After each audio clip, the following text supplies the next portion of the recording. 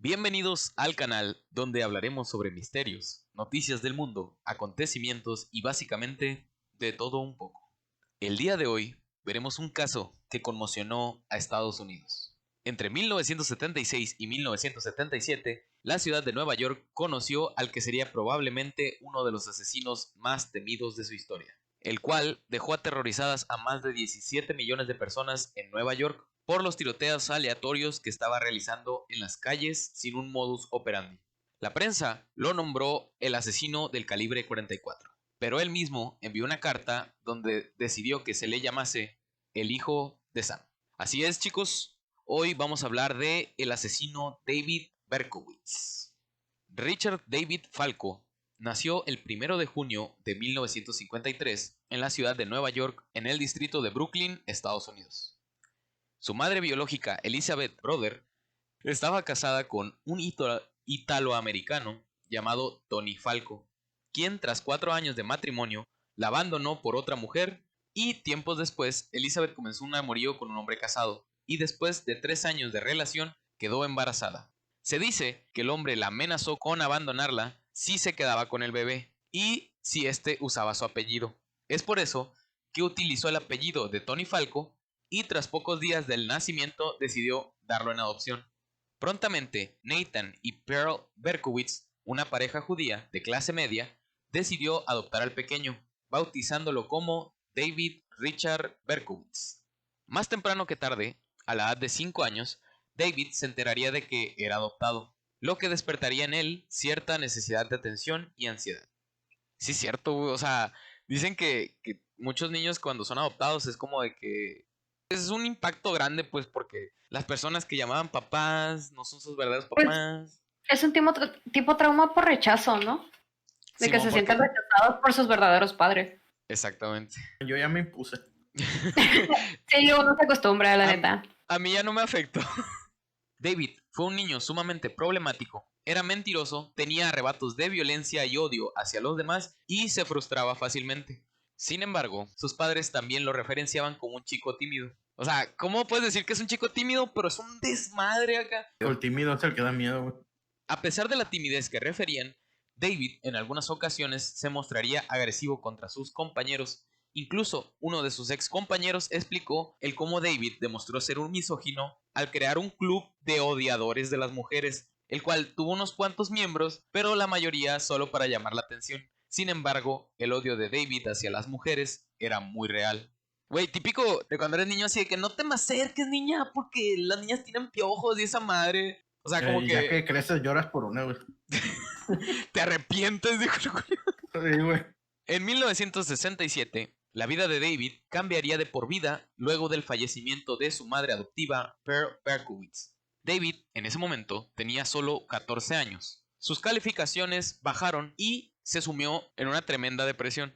A su vez, David comenzó a sentir un profundo odio por las chicas que lo rechazaban, lo cual sucedía porque según las chicas no les resultaba atractivo en ningún aspecto, era desaliñado, monótono, frío y nada interesante. Sin embargo, David las culpaba por no tomarlo en cuenta.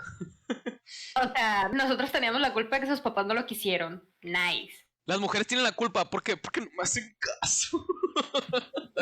Incluso, él refiere que sentía envidia de las parejas que veía por las calles y parques de la ciudad y que le gustaba espiarlos mientras se besaban.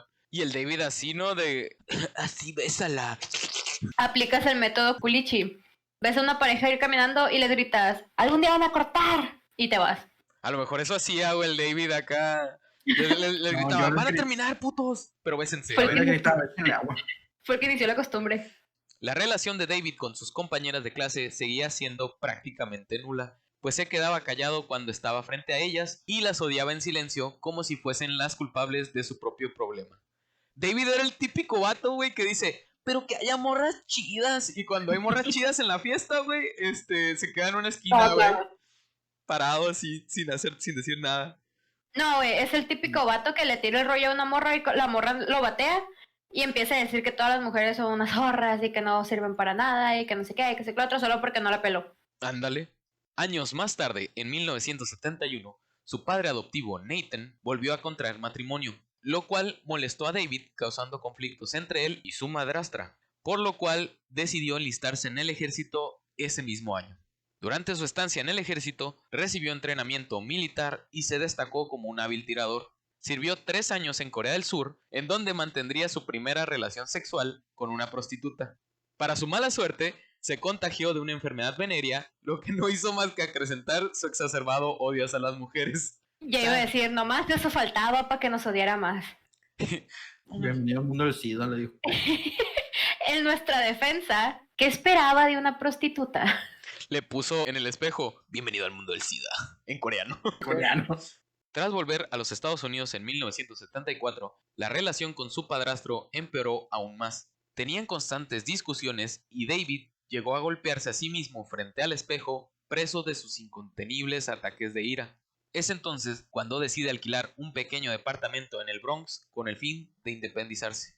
Poco tiempo después de independizarse, trabajó en diferentes empleos y al sentirse solo, decidió buscar a sus padres biológicos.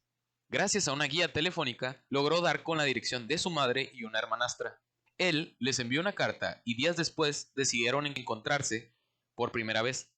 David comenzó a visitarlas con regularidad, lo que parecía tenerlo feliz, pues él creía que había recuperado a su familia. Sin embargo, esto no le quitó su resentimiento hacia las mujeres ni sus fantasías violentas.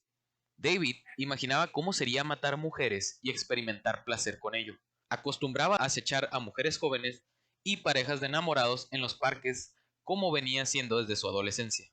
Hasta que por fin decidió llegar más lejos y la Nochebuena de 1975, David condujo su automóvil hasta un sector oscuro de la ciudad y vio a una mujer que salía de un supermercado. Pasaban de las 7 de la noche cuando se le acercó sigilosamente y le clavó un cuchillo en la espalda. Uno creería que después de huir, eso sería suficiente por esa noche. Mas sin embargo, horas después, David comenzó a seguir a una menor de 15 años llamada Michelle Foreman, a la cual apuñaló en el pecho y en la cabeza, dejándola tirada en la acera y huyendo del lugar. Por suerte, Michelle logró pedir ayuda y fue llevada a un hospital donde se recuperó al igual que la mujer del supermercado. A pesar de que Michelle denunció el ataque, la policía no pudo dar con el sospechoso, lo que llenó a David de satisfacción y excitación al no recibir represalias por su crimen. En junio de 1976, tras buscar un arma más efectiva y letal para cometer sus crímenes, David compró por $130 un revólver Bulldog de calibre 44. Siempre es un revólver, ¿no? Pues, A lo mejor lo más barato que hay. ¿cuánto cuesta esa? No, $500. Ay, deme un revólver. Deme, Sí, güey. deme una resortera con balas. ¿Qué rollo? Esta arma contaba con 5 balas en la recámara y no tenía mucha precisión. Sin embargo, era un arma mortal a distancias cortas. Poco después de comprar el arma, David se mudó a la ciudad de Yonkers, al norte de Nueva York, donde conoció a un par de sujetos que decían estar interesados en las ciencias ocultas, un tema que había llamado demasiado la atención de David en su adolescencia, pero que no había podido investigar debido a las creencias de sus padres adoptivos. Sin embargo, tras la muerte de su madre, comenzó a mostrar una clara apatía hacia todo lo que estuviera relacionado con la religión. Sus nuevos amigos lo invitaron a una reunión en la cual se presentó ante un grupo sectario autodenominado como los 22 discípulos del infierno. David rápidamente se sintió acogido en este grupo y mientras empezaba su relación con ellos, se empezó a volver retraído con su familia. Dejó de visitarlos y empezó a escribir mensajes en las paredes de su departamento, algunos con connotaciones satánicas. Con tan solo 23 años, comenzó a trabajar como cartero para pagar sus cuentas, pues era un trabajo poco demandante y le daba una estabilidad económica razonable. La noche del 29 de julio de 1976, David saciaría su sed de sangre por primera vez. Esa noche, cerca de la 1 de la mañana, Donna Lauria, de 18 años, y Jody Valenti, de 19, se encontraban charlando dentro del vehículo de esta última frente a la casa de Donna, ubicada en el Bronx. Cuando Donna abrió la puerta del automóvil para entrar a su casa, ambas notaron a un joven que las observaba a pocos metros y que se les acercaba con una bolsa marrón en la mano. Lo cual aquí en México, güey, es... Ah, no mames, un 3x8, güey. Sí, es un borrachito acá. Estas lo vieron muy confundidas hasta que el sujeto sacó un revólver y comenzó a dispararles. David realizó 3 tiros, dejando gravemente heridas a las 2 chicas, El padre de Donna, que se encontraba dentro de la casa al oír los disparos, salió a socorrerlas, pero David ya se había esfumado. Jody Valenti recibió una bala en la cadera y gracias a esto logró sobrevivir.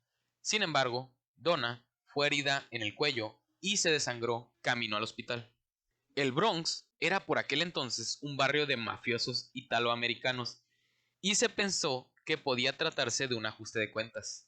También se barajó la posibilidad de que el exnovio de Donna hubiese sido el autor de los disparos, pero todo esto fue finalmente descartado. Jody se encontraba en estado de shock y no logró describir de manera muy detallada al atacante. Solo dijo que era un sujeto joven, no mayor de 30 años, de 1,73 de estatura, robusto y de cabello oscuro rizado.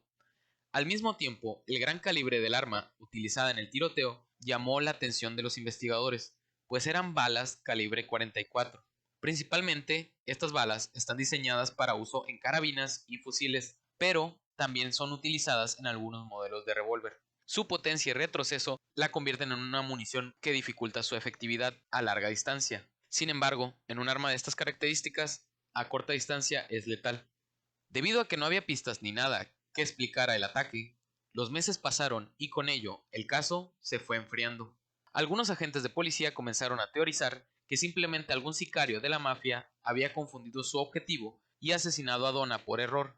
Eso, hay mucha, o sea, eso también es como que una psicosis aquí en México, güey, de que te vayan a confundir con alguien, güey, y que te maten por accidente, o sea, es algo que puede Aquí es pasar. un miedo normal, la Sí, bueno, verdad. aquí es como de que, verga, no me van a confundir. ¿Cómo me parezco más a mí mismo para no parecerme a otra persona? No, deja tú, incluso por el carro que traigas, han habido varios sustos, incluso en mi familia, de que, hubo una balacera en fulanito lado contra cierto carro y es como que yo tengo ese carro, o sea, es un miedo muy infundado aquí con nosotros. Sí, güey, aquí en México, pues es como de aguas. Por su parte, David se sentía extasiado, pues había matado a una chica y se encontraba fuera de toda sospecha.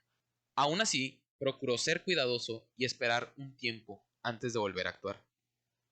El 23 de octubre del mismo año, Rosemary Keenan, de 18 años, y su novio Carl Denaro, de 20, se encontraban conduciendo en la zona de Queens, un lugar bastante alejado del Bronx. Rosemary conducía el vehículo mientras Denaro iba en el asiento del copiloto.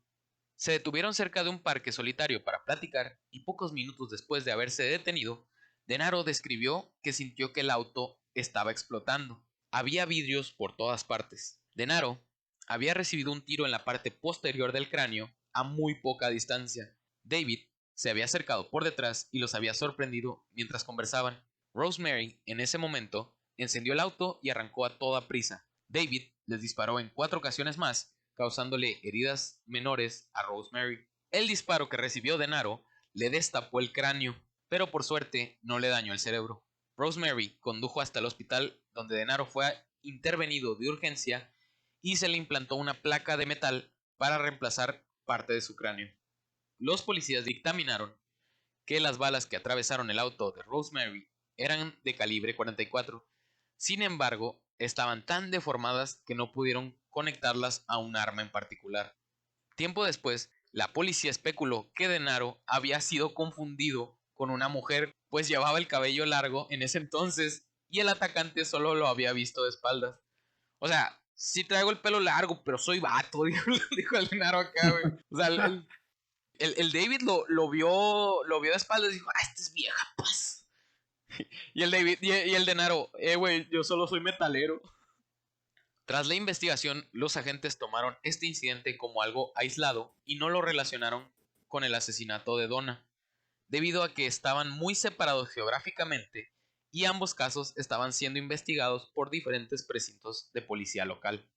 Un mes más tarde, el 27 de noviembre, en Queens, Joan Lomino, de 18 años, y su amiga Donna De Masi, de 16, volvían caminando del cine y ya estando en el porche de la casa de Joan, se les acercó un sujeto.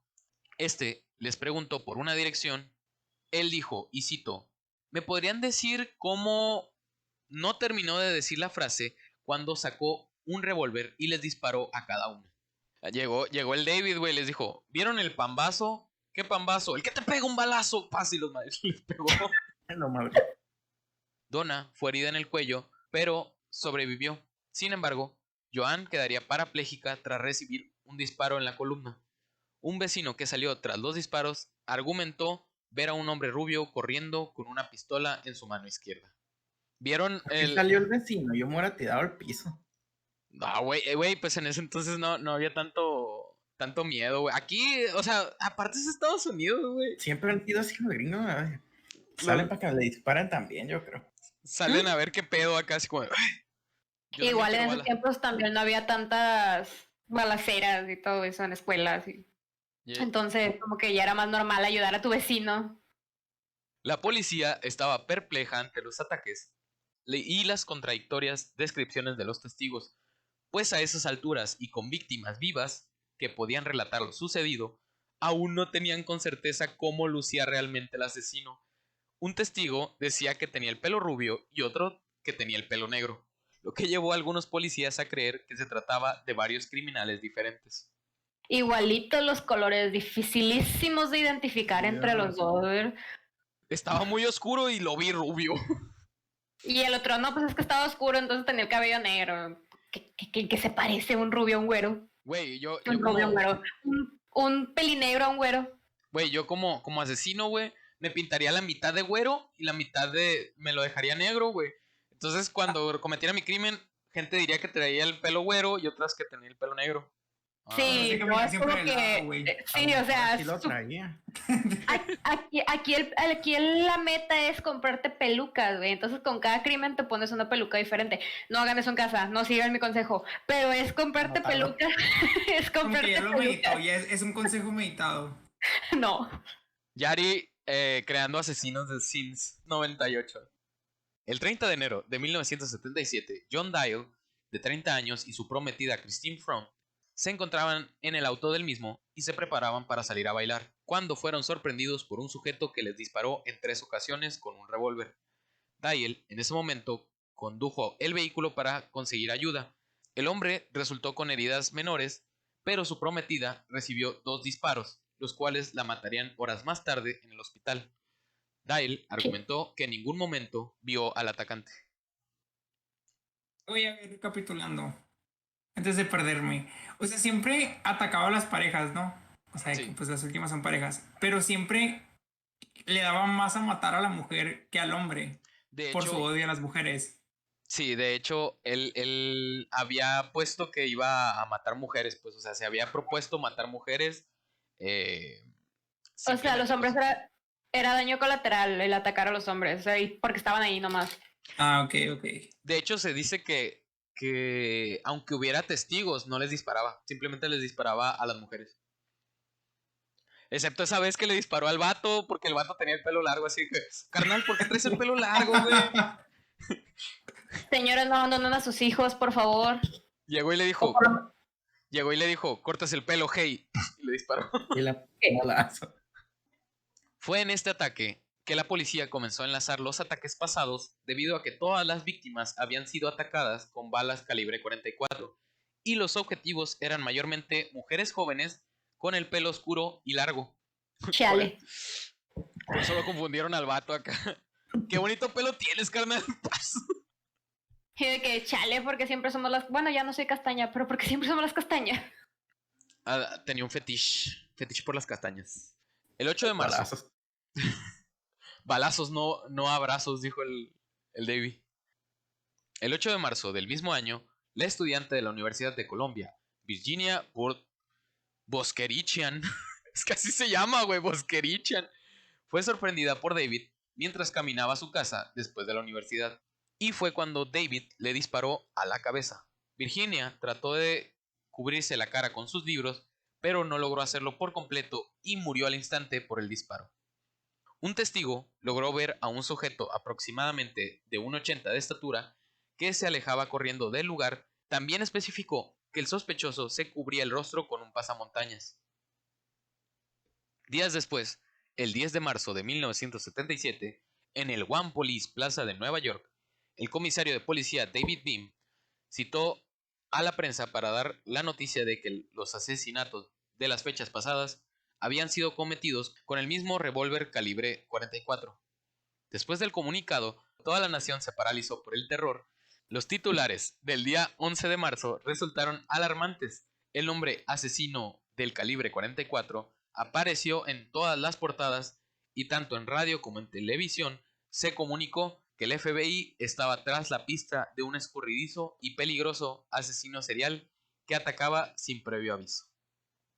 Se describió al sospechoso como un sujeto de aproximadamente 1,80 de altura, de raza blanca, complexión normal y cabello oscuro. Al igual que los periódicos hicieron la conexión de que atacaba a mujeres de pelo oscuro y pelo largo.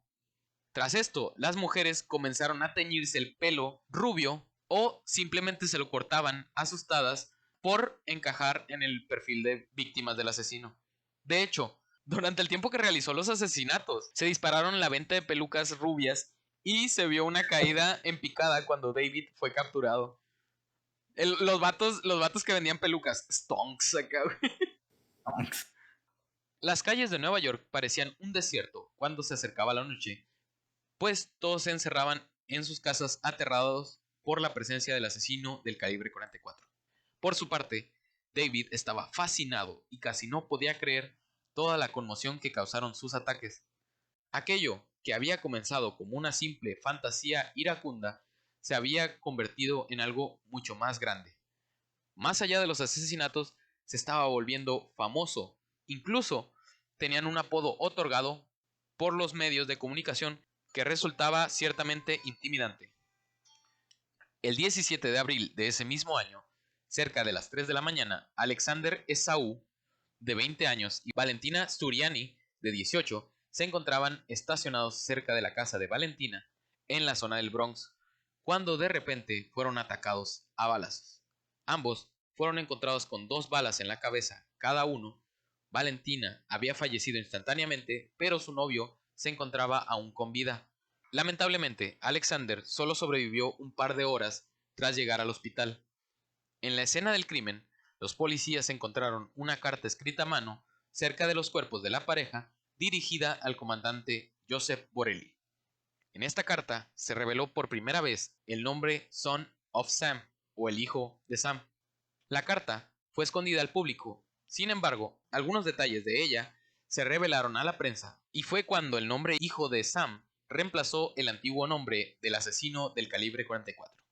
En la carta se expresaba la determinación de David a continuar su trabajo y provocaba a los policías por sus esfuerzos en vano para capturarlo. La carta decía, y cito, «Estoy profundamente dolido porque me llamen odiador de mujeres. No lo soy. @ pinche mentiroso. Pero soy un monstruo. Soy el hijo de Sam. Solo soy un mocoso». Esto lo estoy leyendo textual porque literalmente, o sea, empezaba oraciones y terminaba y las empezaba así seguiditos, pues. Cuando el padre Sam se emborracha, se vuelve malo. Él le pega a su familia. Algunas veces me ata en el patio. A Sam le encanta beber sangre. Sal y mata, ordena el padre Sam. O sea, aparte de odiador de mujeres, estaba lunático. De hecho, o sea, no mames, no tiene métrica ni sentido. Sin embargo, aquí dice, me encanta cazar, merodeando por las calles en busca de carne de caza sabrosa. Las mujeres de Queens son las más bonitas de todas. Yo debo ser el agua que beben. Yo vivo por la casa. Sangre para papá. Aquí ya empieza a tener un poco más de sentido la carta y dice, señor Borelli, no quiero matar más. No, señor, pero debo honrar a mi padre. Le quiero hacer el amor al mundo. Amo a las personas. ¿Qué? Amo a las personas. No pertenezco en la tierra. Regrésenme a Yahoos. Para la gente de Queens, yo los amo y les quiero desear a todos una feliz Pascua. Que Dios los bendiga en esta vida y en la siguiente. Y ahora digo adiós. Y por ahora digo adiós y buenas noches. Qué educado, güey. Así como de, ay, qué bueno.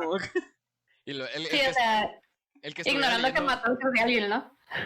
Ignorando que mató muchas personas. No, pero así de que el que lo estaba leyendo, ay, igualmente asesino. Ay, qué buen pedo, güey.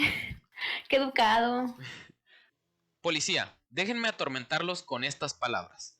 Yo regresaré. Yo regresaré. para ser interpretado como Bang, Bang, Bang. Suyos en asesinato, el señor monstruo.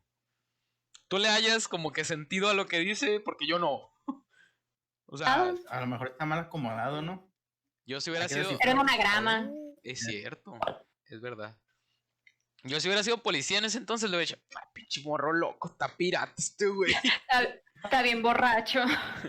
Aprende a escribir. Le mandaron una carta, güey, así le escribieron en el periódico. Entra a clases de escritura. Paro. El 30 de mayo, el asesino envió otra carta, pero esta vez directamente al Daily News, específicamente al columnista Jimmy Breslin, la cual fue publicada durante los días siguientes y en ella enumeró varios nombres que en teoría ayudarían a la investigación policial. El Duque de la Muerte, el Rey Malvado, los 22 discípulos del infierno y John Willis, violador y sofocador de niñas, fueron los nombres que anotó. Aquella carta despertó muchas dudas en los investigadores, quienes comenzaron a creer que el asesino solo estaba jugando con ellos, enviando mensajes crípticos. Enviando mensajes crípticos y sin sentido, con el único fin de confundirlos. Y lo logró. Y lo logró acá. Por último, dejaba claro su nuevo y definitivo apodo, pues venía firmada desde ahora como el hijo de Sam.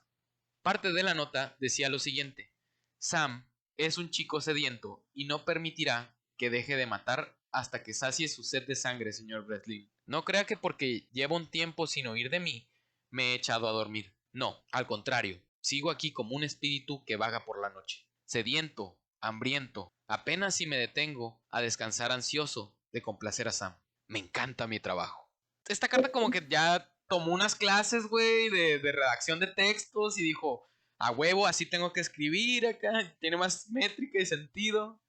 De hecho, esta carta era sofisticada en sus palabras y presentación, en especial en comparación de la primera. De hecho, los policías creyeron que se podría haber hecho en un estudio de arte o similar por alguien con experiencia en caligrafía y diseño gráfico. La escritura inusual causó que la policía especulara que el asesino era un letrista de cómics y decidieron preguntarle a los miembros de DC Comics si estos reconocían la letra. Y los fans de DC, ¿qué culpa tenían, güey? Los de DC Comics así de que, pues no, ¿alguno de ustedes es el asesino? Déjenme preguntar con mis empleados a ver si de casualidad alguien es el hijo de Sam. No, nadie, perfecto, no hay nadie aquí, oiga. No, parece que se equivocaron, dijeron que no.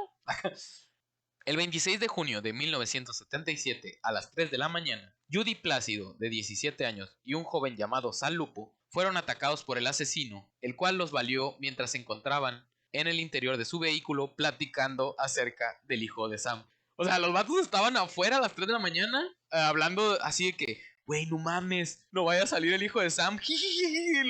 Resultó que los valió, güey, acá. Así como de, ojalá y no nos salga, güey, el hijo de Sam. Y luego se escucharon balazos.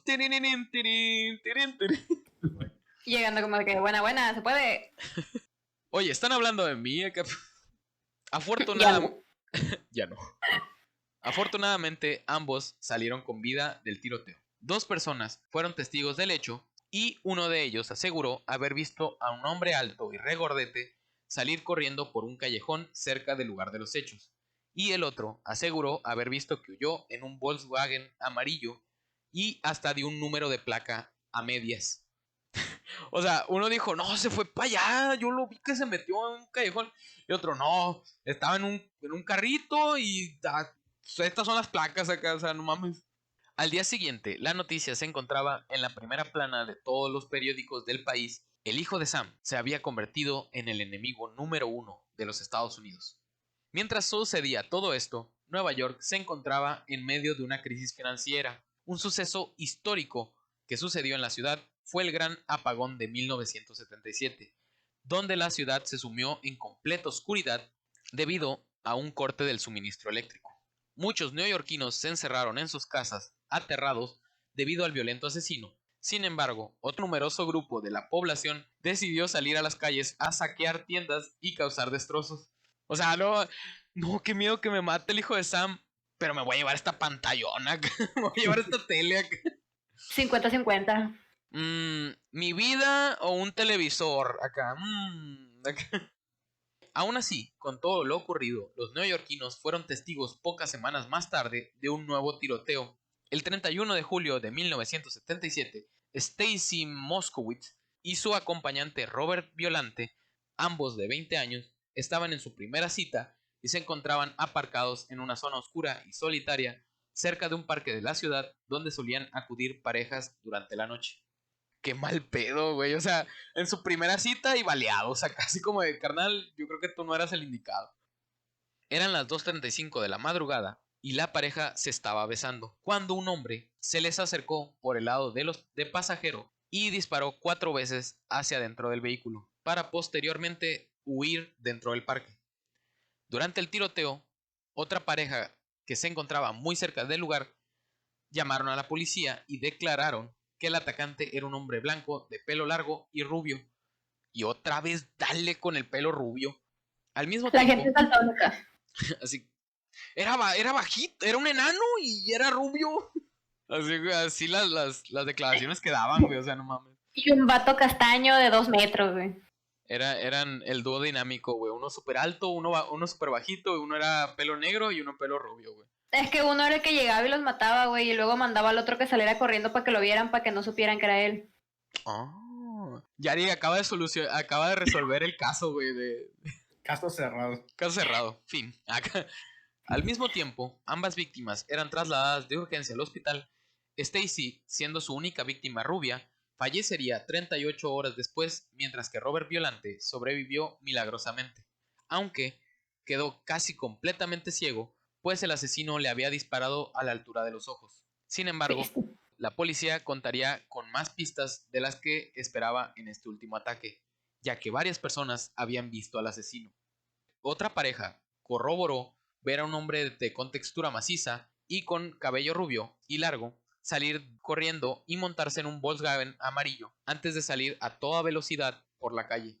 Un vehículo de similares características había sido visto anteriormente en otras de las escenas del crimen, lo que hizo pensar a la policía que este le pertenecía al asesino. O sea, me están diciendo que es un Volkswagen amarillo. Ajá. Podría ser el auto del asesino. Si se subió en él, yo digo que podría ser el auto del asesino. Sí, o sea, no pasa de que lo vieron literal subirse en el carro e irse en él, ¿verdad? Podría ser el carro. Pero no estamos seguros.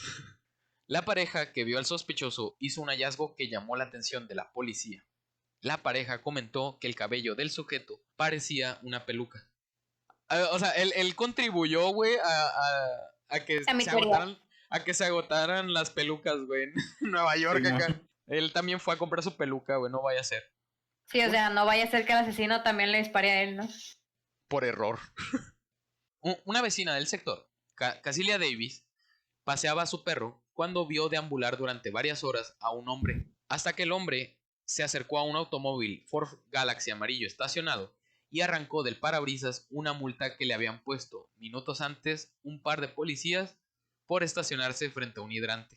El hombre se veía muy enojado por la multa, mencionó la mujer. David, al percatarse de que lo observaban, comenzó a observar de vuelta a la mujer. Ella, al ver esto y notar que el hombre sostenía un objeto oscuro en su mano, decidió correr hacia su casa, la cual estaba ubicada a solo un par de metros, solo para escuchar los disparos detrás de ella, y al mirar hacia atrás, observó cómo el mismo sujeto se subía al vehículo para huir a toda prisa. Tuvieron que pasar 4 días para que la mujer se animara a contar lo sucedido a la policía, pues tenía demasiado miedo. Temía a que el hijo de Sam la buscara y la asesinara. Tras varios días de investigación se logró dar con las multas que se tomaron en aquel parque la noche del 31 de julio y el único Ford Galaxy de los registros era el perteneciente a un tal David Berkowitz que vivía en Pine Street 35 en Yonkers. O sea, lo descubrieron por una multa, güey. O sea, porque lo multaron, güey. Qué tan patético, güey, tiene que ser para que te descubran porque te pusieron una multa por estacionarte mal. Güey, literal pudo haber seguido, güey, esos asesinatos. Pero la multa, güey. ¿Para qué se estaciona ahí, pues? ¿Para qué se estaciona? Así de que, no, oficial, espérese. Voy a asesinarlos y ahorita vengo, muevo el carro. Sí. No pago el parquímetro, güey. Simón, no, estaba en un hidrante, güey. O sea, estaba en un hidrante Pero puesto en tantito. El agente de policía, Jane Justice, llamó a la comisaría de Yonkers y se comunicó con una operadora de nombre Whit Carr. Y al informarle que estaba trabajando en el caso del hijo de Sam y que necesitaba los registros de un sujeto llamado David Berkowitz, la mujer se exaltó, pues según ella lo conocía y tenía serias sospechas de que era el asesino que tenía aterrado a toda Nueva York, aunque no contaba con ninguna prueba. No tengo pruebas, pero tampoco tengo dudas. Mi instinto femenino me lo dice. La operadora le dijo al detective que Berkowitz vivía cerca de su casa y que estaba segura que había intentado incendiar su propiedad, además de haber herido al perro de la familia con un revólver. Chale, perro, ¿qué culpa tiene, güey? Espera. Sam Carr, el padre de la operadora, le comentó al detective que Berkowitz lo había amenazado en diferentes ocasiones, sobre todo porque según él, su perro no lo dejaba dormir. El detective Jane Justice comenzó a indagar en el vecindario y encontró varias historias similares con respecto al extraño sujeto. Algunos vecinos de la zona estaban seguros de que él era el responsable de varios amagos de incendios cometidos en sus viviendas. Otro propietario del sector le dijo al detective que alguien asesinó a uno de sus perros de un tiro y que además había recibido varias cartas de amenaza poco antes del incidente. O sea, mató perros, güey. No sé, no, o sea, Ya está en mi lista de odio. Está en mi lista negra. Mató un perrito. Cuando los especialistas y grafólogos tuvieron acceso a las cartas de amenaza, notaron que la letra era idéntica a las cartas enviadas por el hijo de Sam. Aunque sea lo hubiera puesto como en los recortes de periódico, acá bien con la mano izquierda de acá. Haber escrito en cursivo. Es cierto, ¿eh? Así en cursiva acá. Anoten, si van a dejar cartas, cursivo. No te nada. David Berkowitz se transformó inmediatamente en el principal sospechoso. El 10 de agosto de 1977, los detectives William Gardella y John Falótico fueron enviados a comprobar la identidad de Berkowitz. Al acercarse al edificio en donde vivía, los agentes reconocieron el Ford Galaxy del sospechoso, que estaba estacionado a plena vista. Al examinarlo por fuera, lograron ver un arma en el asiento trasero, lo que los impulsó a revisar el auto. Dentro, encontraron una bolsa llena de balas, mapas de las escenas del crimen y una carta que iba dirigida al inspector Timothy Dowd, que era el jefe del equipo Omega, que estaba a cargo de la investigación del hijo de Sam. Y nada, ¿no? Se metía en su carro así como, no, coincidencia, oiga, no son mías. Se lo estoy cuidando a un amigo. Y la cosa es que se lo sembraron acá. Ya le habían puesto una multa al carro y no sospecharon que ese era el carro. Es que vieron o sea, le pusieron una multa y luego cuando fueron a buscar a Berkowitz, vieron el carro y lo abrieron y vieron mapas, güey, acá de que yo casi luego acá, yo soy el asesino, David Berkowitz, este es mi número de casa acá, de departamento. La policía decidió esperar a que Berkowitz saliera de su departamento y varias horas más tarde, Berkowitz salió y mientras se subía a su automóvil, el detective Falótico se acercó del lado del conductor y le apuntó a Berkowitz, mientras el detective Gardella le apuntó desde el lado del pasajero. Berkowitz le sonrió de forma amable y les dijo, bueno, me atraparon. A lo que el detective le contestó, ok, ahora que te tengo, ¿a quién tengo? ¿Qué? Berkowitz le contestó, ya sabe. Y el detective le dijo, no sé, tú dime. Hey, es como el meme de tengo miedo de que llegue Pitbull y me diga, ya tú sabes y yo no sepa. David, ya tú sabes. Y el detective, no sé. No, güey, deja tú como en la de qué pasó ayer, güey, así de que, no lo sé, tú dime. Berkowitz se volteó a verlo y le dijo, soy Sam.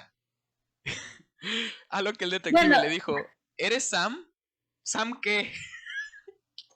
O sea, a ver, ¿qué se decida? ¿Es Sam o es el hijo de Sam? No puede ser los dos. Es lo que es padre e hijo, güey, al mismo tiempo. Es lo que yo no entiendo, güey. O sea, ¿Por qué dice? Padre, Hijo, Espíritu Santo en un solo Papá cuerpo. luchón. Él dijo, soy el hijo de Sam. Y luego, pues yo soy Sam. Berkowitz le contestó, Sam David Berkowitz. Tras ser interrogado, Berkowitz confesó todos y cada uno de sus crímenes. También admitió ser el autor de las cartas de amenaza y aseguró que solo seguía las órdenes de un perro poseído por un demonio. Sí, échale la culpa a los animales. El perro del que hablaba era Harvey, un labrador negro, mascota de Sam Carr, su vecino. O sea, el mismo vecino al que le escribió la carta de tu perro no me deja dormir. Según Berkowitz, el animal lo había vuelto loco y no lo dejaba dormir con sus ladridos.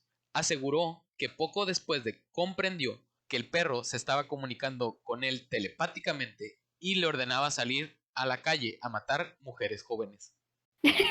Poco después de enviarle la carta a su vecino, David había descargado su revólver sobre aquel perro, sin embargo, el animalito había sobrevivido. ¿Y esos balazos que les metía a los perros, nadie los reportaba o qué? ¿Será que alguien asesina a alguien más por telepatía? Lo chistoso, güey, es que no los mató a un perro nada más. Pero el perro Harvey del vecino, el perro con el que hablaba, no lo mató.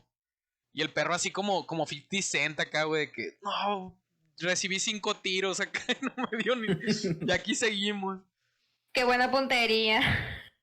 David también admitió haber cometido 1488 incendios, pues además era un pirómano. Su carrera como un maníaco incendiario había comenzado en 1974, 2 años antes de convertirse en un asesino serial. O sea, es algo curioso que sea pirómano, y ahorita van a ver por qué. Porque es como de que encaja en el perfil criminal.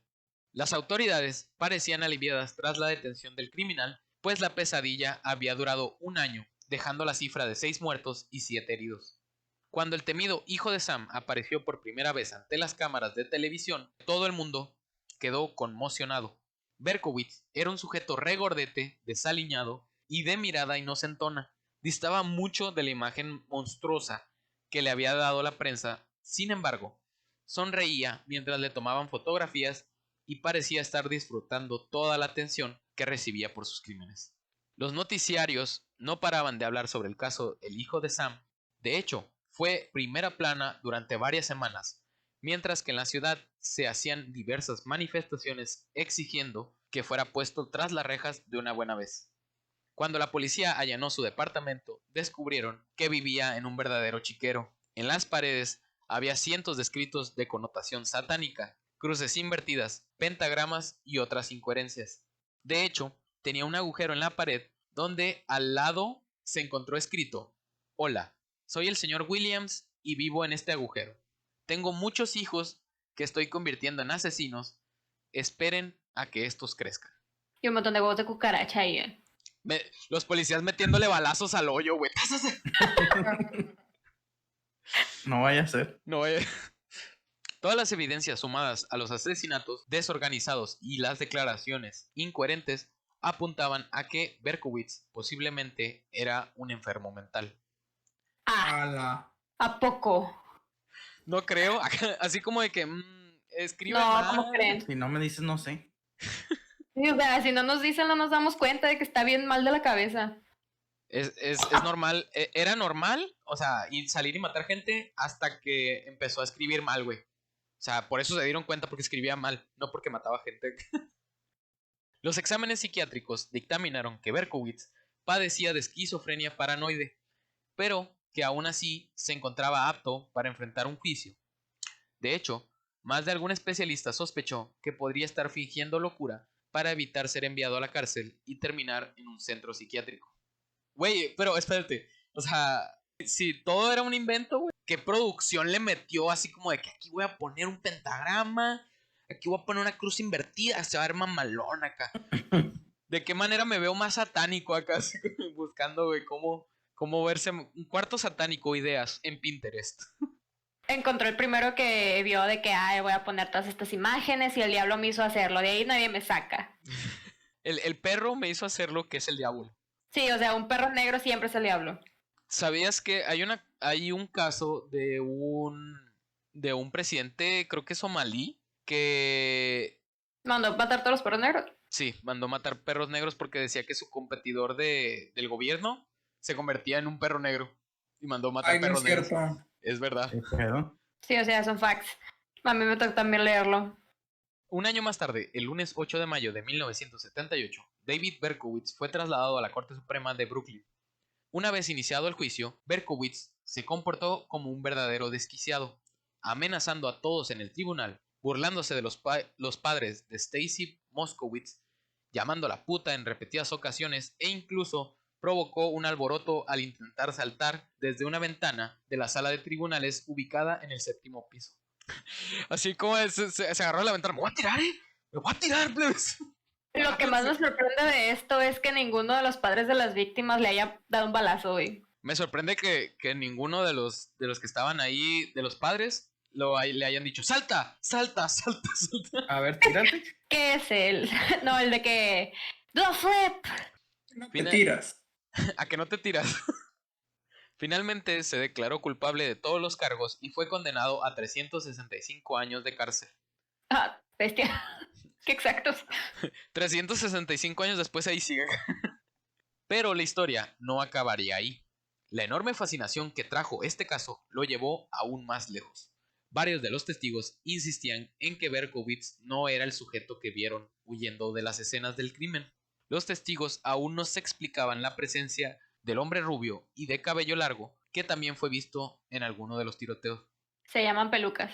Lo mismo pasó con Mario Aburto, güey, cuando mataron a Colosio, que decían, no, ese vato no es, y que la madre hay 2 aburtos, y no sé qué. Es que se me figura que más que nada la gente, por ejemplo, pongamos un escenario imaginario, ¿no?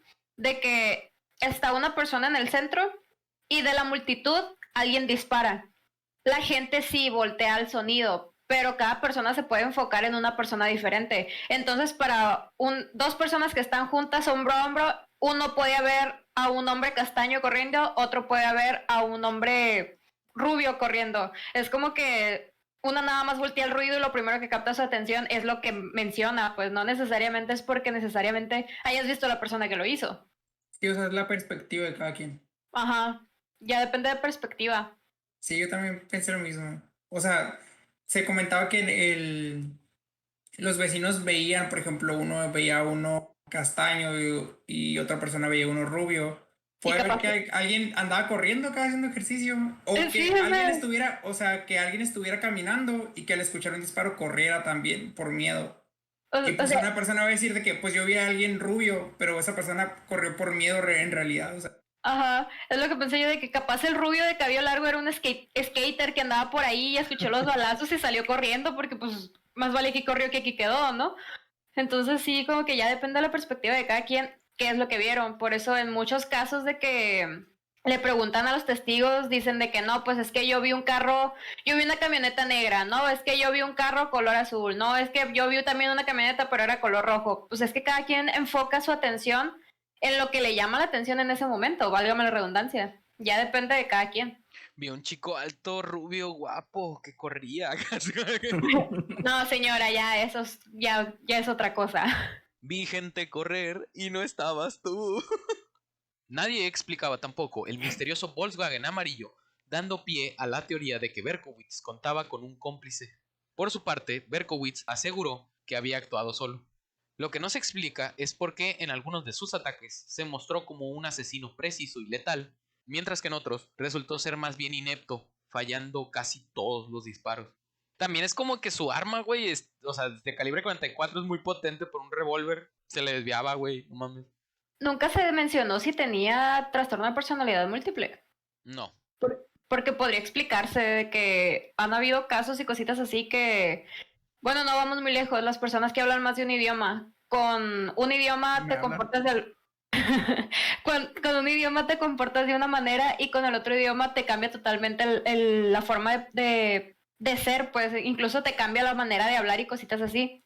Yo en español, güey, soy de barrio, pero en inglés soy de la alta sociedad. Es que, o sea... güey, de que yo soy Patricia. Me llamo Patricia. No, de que it wasn't me, it was Patricia.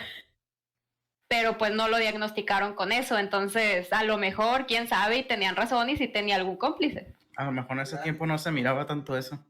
O fue alguien que aprovechó el bug y dijo, un vato está asesinando gente, yo también me voy a meter.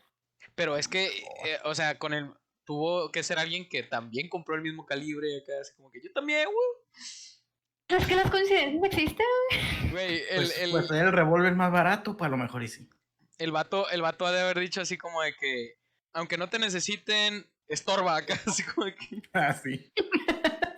participar es lo que cuenta. Varios aspectos oscuros comenzaron a aflorar en el caso. Uno de ellos fue el hecho de que Berkowitz aseguró que jamás había conocido en persona a su vecino Sam Carr, y aquello resultó sumamente extraño, sobre todo si tomamos en cuenta que supuestamente lo había amenazado por los ladridos de su perro por las noches, además de tomar su nombre para crear su distintivo apodo. Sam Carr, a su vez, reconoció que él tampoco había visto en persona a Berkowitz y que solo se enteró de su existencia cuando un vecino le había mostrado otra carta de amenaza en donde también decía que mataría a su perro, y poco después la mascota de este fue encontrada muerta. O sea, el vecino que les dijo que que le habían dado un tiro a su perro y se había muerto, ese había recibido una carta antes. Sam Carr recibió una carta similar, la cual decía: si no haces callar a ese perro, me veré en la obligación de matarlo. Si yo hubiera sido Sam Carr, le digo: trata, hijo de tu puta madre, quiero ver. Quiero ver que lo intente sobre mi Mano, cadáver mano, primero. A mi perro nadie lo toca. Tú me quitas a mi perro, yo te quito la vida. Y sí, güey. Keanu Reeves estaría orgulloso. Aquella misma carta sería la que se comparó con las cartas que el hijo de Sam había dejado en sus crímenes. El hecho de hacerse llamar el hijo de Sam significaba que de alguna forma Berkowitz estaba obsesionado con su vecino. Sí, o sea, que se haya puesto el hijo de Sam, como que me dio a entender un poquito que sí tenía como que un trauma con Sam.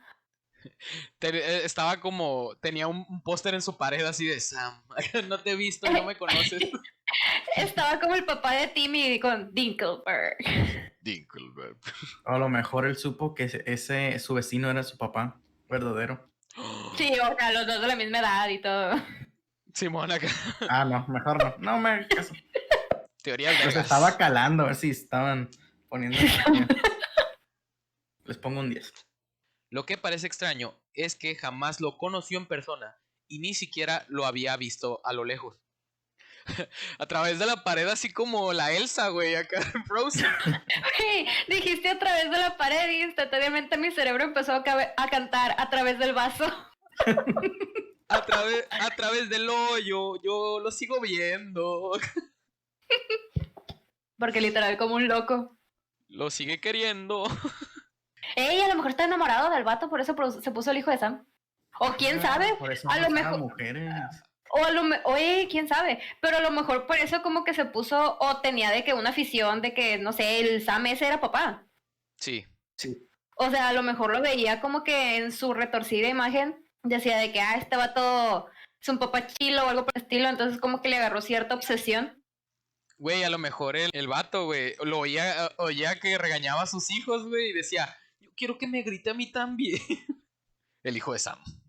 El periodista Maury Terry, quien siguió el caso tras el encarcelamiento de Berkowitz, encontró un cúmulo de evidencias que lo hicieron dudar de que este fuese el único responsable de los asesinatos. Sus investigaciones fueron duramente criticadas en un comienzo, ya que en este caso en particular se había convertido en una verdadera mina de oro para la prensa. Y no era descabellado pensar que un sujeto sin escrúpulos solo buscara beneficiarse de la fama del hijo de Sam y sus crímenes. De hecho, toda la investigación de Maury Terry lo volvieron un documental para Netflix. Está en Netflix. Se acaba de estrenar. ¿En serio? hace poco. Se acaba de estrenar hace poco. Sin embargo, sus descubrimientos resultaron sorprendentes e incluso llevaron a la policía a reabrir el caso. Terry se encontraba obsesionado con las cartas enviadas por el asesino durante su reinado de terror en Nueva York. Si bien parecían incoherentes, algo le decía que en ellas se encerraba un misterio que no había sido descifrado por los investigadores del FBI. En una de estas cartas, Berkowitz menciona a los 22 discípulos del infierno, agrupación satánica, que en ningún momento fue identificada ni investigada por la policía durante el juicio. De hecho, ni siquiera sabían de su existencia. Terry descubrió además que el vecino de Berkowitz, Sam Carr, tenía 2 hijos, John y Michael Carr.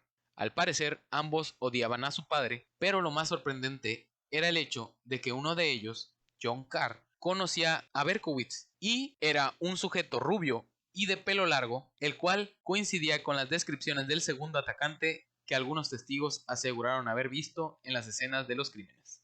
Entonces el que fallaba balazos era el rubio. Ahorita vamos a ver. Terry comenzó a investigar al sujeto, pero se estremeció cuando supo que John Carr era conocido con el sobrenombre de Willis. John Willis, violador y sofocador de niñas jóvenes, era una de las pistas que había entregado el hijo de Sam en una de sus delirantes cartas enviada el 30 de mayo de 1977 al Daily News. Terry decidió encontrar y entrevistar a John lo antes posible. Mientras intentaba ubicar a John Carr, Terry se enteró que en Nueva York, durante los ataques atribuidos al hijo de Sam, más de 80 perros fueron hallados despellejados en las afueras de Walden, a 1 hora de Yonkers, donde vivía Berkowitz. Algunos chicos de la zona le comentaron a Terry que en el lugar una secta satánica realizaba todo tipo de ritos y sacrificios animales. Terry acudió a la policía y planteó sus descubrimientos, pero sus intentos por convencerlos fueron en vano, pues pensaron que solo se trataba de un periodista en busca de celebridad, y ante esto el periodista no se desanimó y continuó con su investigación. En 1978, Terry dio con el paradero de John Carr. Sin embargo, este estaba muerto. Había sido hallado en una pequeña ciudad de la costa del norte de Nueva York. Según el informe policiaco, se había suicidado con un disparo de escopeta en la boca. Sin embargo, al revisar la ficha, aquello resultaba bastante sospechoso, y de hecho, algunos policías le comentaron a Terry que aquel suicidio parecía en realidad un asesinato. Cerca del cuerpo de John Carr se encontraron unas iniciales escritas con sangre: SSNYC. Le pareció curioso al periodista, dado que un sujeto que se quita la vida con una escopeta difícilmente podría escribir algo con su propia sangre. Terry se dio cuenta que esas letras solo podían significar una cosa: Son of Sam, New York City. Como si fuese poco, en la palma de la mano de John Carr se había escrito con sangre el número 666, lo que no dejaba duda alguna, al menos para Terry, que los 22 discípulos del infierno eran una organización satánica mucho más numerosa y temible de lo que parecía. Con todas estas pruebas, Terry volvió a acudir a la policía, y esta vez sus investigaciones fueron tomadas en serio y el fiscal de Queens se vio obligado a reabrir el caso. Inesperadamente, el mismo Berkowitz escribió una carta a un predicador de California. En ella, y sin saberlo, confirmaba muchas de las sospechas de Terry. Esta decía: en realidad, no sé cómo empezar esta carta, pero hubo un tiempo en que fui miembro de una secta secreta. Prometí mantener el secreto o enfrentarme a la muerte, y por ello no puedo dar su nombre. Pausa aquí, o sea, ya había dicho, ya había firmado en la carta 22, pero en esta carta dice que no podía dar el nombre. Esta secta se componía de una mezcla de prácticas satánicas que incluían las enseñanzas de Aleister Crowley y Eliphas Levi. Sus pretensiones eran y son sanguinarias. Esa gente no se detendrá ante nada, incluido el asesinato. Maury Terry, por su parte, dio con el paradero de Michael Carr, hermano de John Carr, pero nuevamente se encontró con un cadáver. Michael había fallecido en un accidente de tránsito al estrellarse con un poste a alta velocidad. Aún así, había algunas dudas en torno a aquella muerte que podían indicar la participación de terceros. En febrero de 1979, David Berkowitz hizo una sorprendente conferencia de prensa en la cual aseguró que todas sus historias con respecto al perro satánico que le ordenaba matar eran completamente falsas. Simplemente las había inventado para que todo el mundo pensara que estaba loco.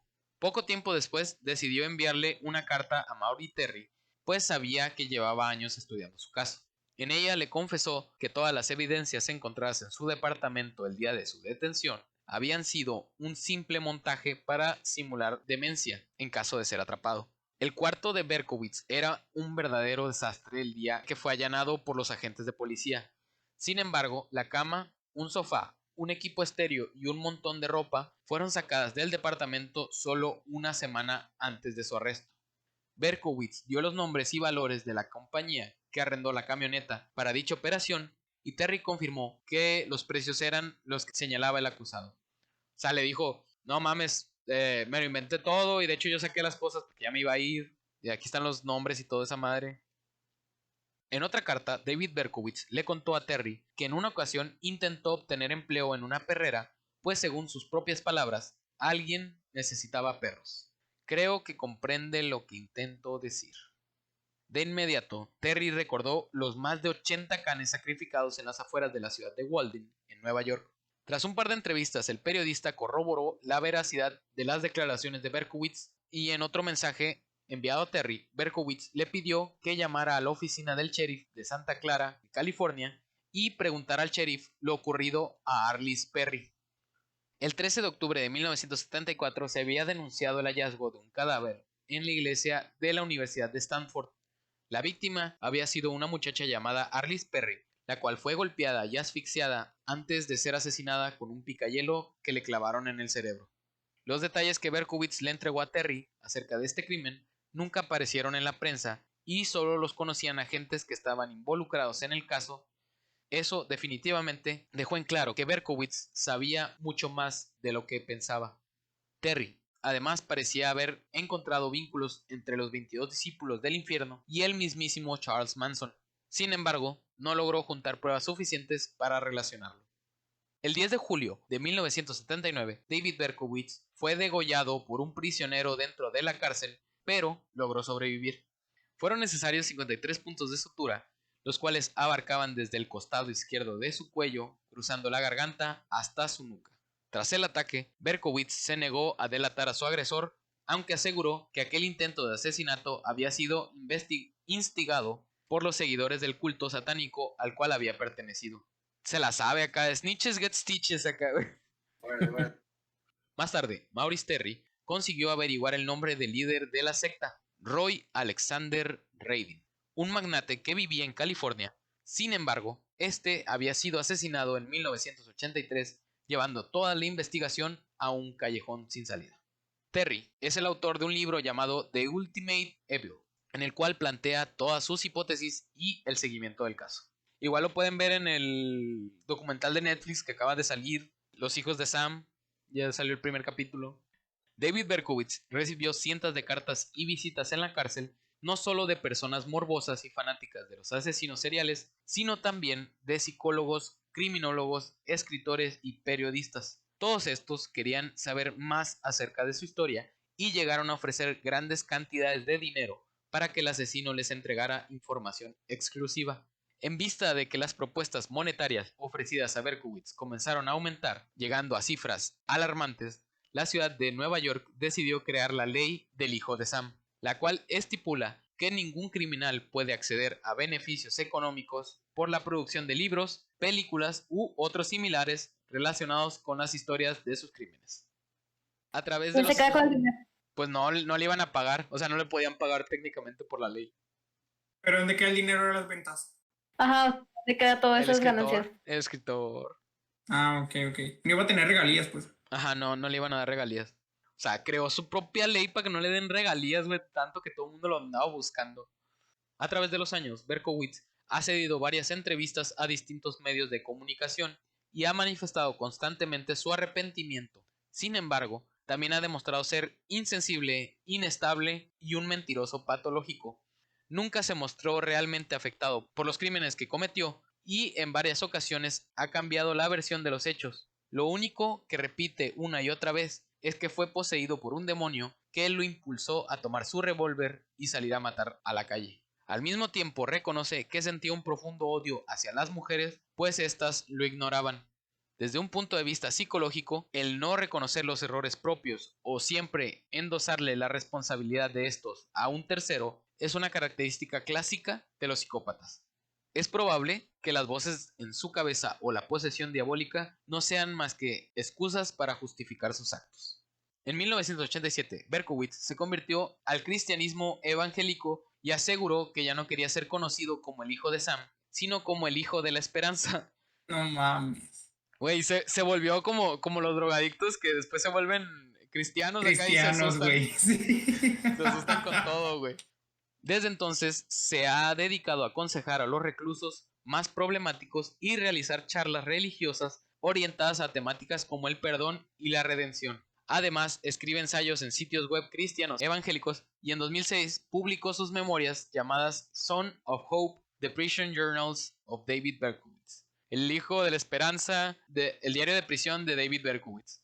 En su propio sitio web escribe ahora: lamento profundamente el dolor, el sufrimiento y la pena que he causado a las víctimas de mis crímenes. Me aflijo por los heridos y por las familias de quienes perdieron a un ser querido a causa de mis egoístas acciones. Me arrepiento de lo que he hecho y me atormenta. En una entrevista llegó a decir que lamentaba el hecho de que Cristo no se le hubiese aparecido antes, insinuando que de haber sido así, no habría realizado los tiroteos. O sea, es como típico así que, no, es que yo estaba bien descontrolado hasta que conocí a Diosito. No, pero o sea, ahora en vez de ser culpa de Satán, ahora es culpa de Dios porque no se apareció para detenerlo. Oh, ¿por qué Dios? ¿Por qué no te me apareciste antes? Esta es otra forma de manifestar que los crímenes fueron impulsados por fuerzas que él no controlaba. Psicológicamente, podemos ver que cuando Berkowitz comenzó a concretar sus fantasías asesinas, se sorprendió al darse cuenta que se estaba transformando en un criminal famoso, lo que alimentó su sed de protagonismo. De la noche a la mañana, dejó de ser un don nadie y se convirtió en un sujeto peligroso y temible. Aunque anónimo, posiblemente ese anonimato lo llevó a crear al hijo de Sam, su alter ego, con el fin de que sus actos fueran claramente identificables, lo cual logró. Podemos asegurar que los asesinatos cometidos por Berkowitz comenzaron como el reflejo de su misoginia y desprecio por la vida humana, pero que al mismo tiempo consiguieron saciar su necesidad por llamar la atención. Muchos asesinos seriales prefieren cometer sus crímenes estrangulando o apuñalando, pero Berkowitz, sin embargo, utilizó un revólver. Los asesinos en serie de este tipo, que utilizan armas de fuego, también suelen ser pirómanos. ¿Ya ven la conexión que les dije? Sí. Respondiendo a la necesidad de cometer actos destructivos a una distancia moderada. O sea, usan un arma de fuego porque no quieren estar lo suficientemente cerca, pero quieren ver la acción, pues. Igual que un pirómano. Entonces, generalmente son pirómanos. Y resultó que sí, en efecto, David Berkowitz era un pirómano, al igual que un asesino. Hoy en día, David Berkowitz, con 67 años, dice ser una persona completamente distinta y en una entrevista cedida a la televisión hace poco, declaró: esa era una entidad demoníaca a la que estaba sirviendo en mi ignorancia y en mi vergüenza. Siento que se había apoderado de mi mente y mi cuerpo y me rendí ante esas fuerzas oscuras. Lo lamento con todo mi corazón, pero eso fue hace más de 40 años. Esa fue su disculpa que dio a televisión y sigue recluido por sus crímenes y seguirá en la cárcel hasta que muera. Sin más por el día de hoy, ese fue el caso de el hijo de Sam. ¿Qué les pareció, chicos? Güey, está, no sé, se me hace como raro. O sea, se me hace súper creíble porque si te pones a pensarlo ahorita, pues es súper ilógico que pase algo así hoy en día, ¿no? O sea, por los tiempos se súper cree que pudo haber pasado. Pero me llama la atención que lo hicieron en un documental, Sí, o sea, en Netflix, y ya, o sea, aquí lo abrí en el celular. Tiene 4 capítulos. El primero se llama Hola desde las cloacas, el segundo Entre la bala y la pared, el tercero El mar supremo y el cuarto Espiral de autodestrucción. de hecho, el documental se trata de toda la investigación de Maury Terry. Y ahorita que estabas diciendo de que se pasó de que a la religión y se hizo bueno el vato, ¿no?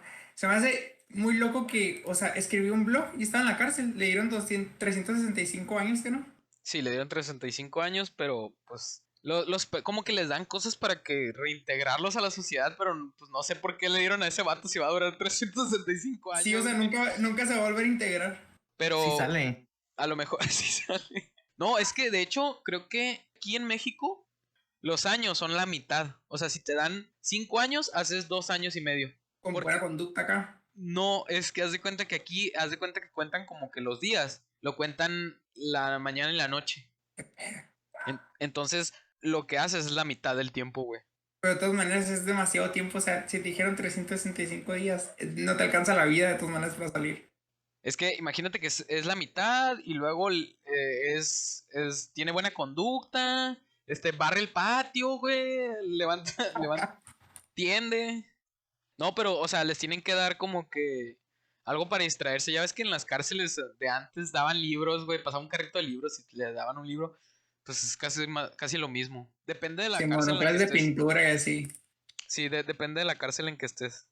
Órale. No está curioso, está cool. Me gustó la historia. Nunca esperé que fuéramos a hablar de algo así. Quedan varias cosas así como que raras, de que la secta y todo eso así como que te deja con dudas porque pues, Sí. no mames, o sea, qué tan grande podría haber sido o puede ser, de que todo lo que ocultó y luego aparte todos los que intentaban encontrar que tuvieran relación con eso ya estaban muertos, pues. A lo mejor los que ya estaban muertos quisieron decir algo, ¿no? Y los mataron, no sé. Pues es que es la razón más común de que maten gente, es para silenciarlos, entonces como que, ustedes tenían relación con el que atraparon, ustedes también se van, pues. Güey, hay que volvernos asesinos, güey. Y hazte cuenta que estamos nosotros y decimos que somos una secta, güey. Y nos suicidamos todos, pero dejamos como que cositas para que crean Jalo. conexiones, güey. Para que hagan conexión así como de que, no mames, se murieron yo los estaba buscando, güey, no mames. Así, Pinche Antes de que investigación eterna acá. Antes de que dijera lo del suicidio, pensé 500 Aqueletson es el que atrapan primero. Yo soy el que se da el escopetazo. Honestamente, creo que yo sería la que asesina a los otros para que no hable. Yo sería, Sí, yo con pelucas. con peluca, con peluca rubia. Oyeron, saquen el clip y mándanos a la policía. Oh. Pobrecita la gente que vendía pelucas rubias, güey, después de que lo atraparon acá, güey, ya. No, hombre, ya no se me venden las pelucas, güey. Se declararon Toda la mercancía. Imagínate el vato que un día antes de que atraparan a Berkowitz pidió un encargo, güey, de un chingo de pelucas rubias acá y se le dejaron de vender, güey. Lo atraparon así, güey, ching, güey, no se me van a vender estas. Ni modo. Se le fue toda la ganancia. Sin nada más que decirles. Córtense el pelo, Hayes. Ah, ¿verdad? No es cierto. Eh, No, sin nada más que decirles. Yo fui Edson. yo fui Julio. Yo fui Yari. Y yo fui Gil. Nos vemos en un próximo video. Hasta la próxima.